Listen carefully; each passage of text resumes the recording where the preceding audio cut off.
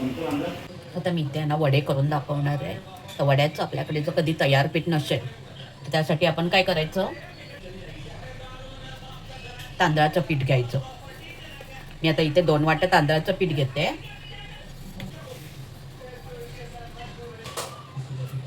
आणि 1 वाटी आहे ना गव्हाचं पीठ घ्यायचं.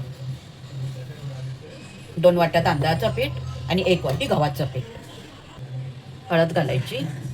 हळद घातली ना त्यानंतर घालायचं आपल्याला धने पावडर आणि ही मेथी पावडर आहे.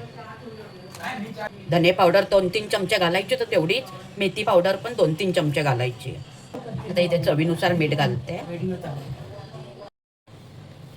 आता हे सर्व आहे ना पहिलं असं मिक्स करून घ्यायचं पीठ. थोडं थोडं असं गरम पाणी घालत आहे ना घट्ट पीठ असं मळून घ्यायचं.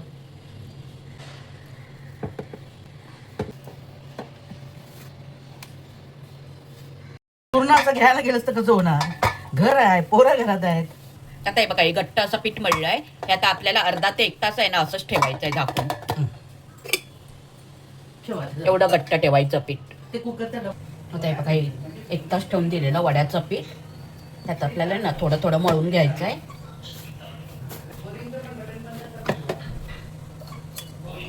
थोडंसं तेल घेऊ शकता. पीठ जास्त पातळ नाही करायचं, असं मळतानाच एक ना घट्ट पीठ मळून ठेवायचं. थोडे ना असे गोळे करून ठेवायचे म्हणजे पटकन वडे आपल्याला थापायला भेटतात. आता इथे आहे ना अशी जाड पिशवी घ्यायची. दुधाची पिशवी असली तरी चालेल. थोडंसं तेल लावून घ्यायचं आणि असे थापायचे.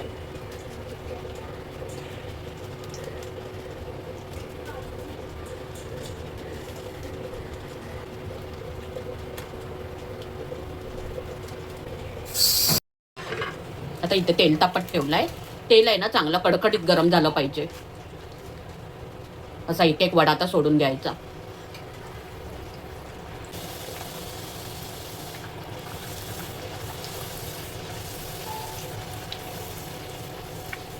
तेल असं चांगलं तापलेलं असेल ना की वडा पटकन फुगतो.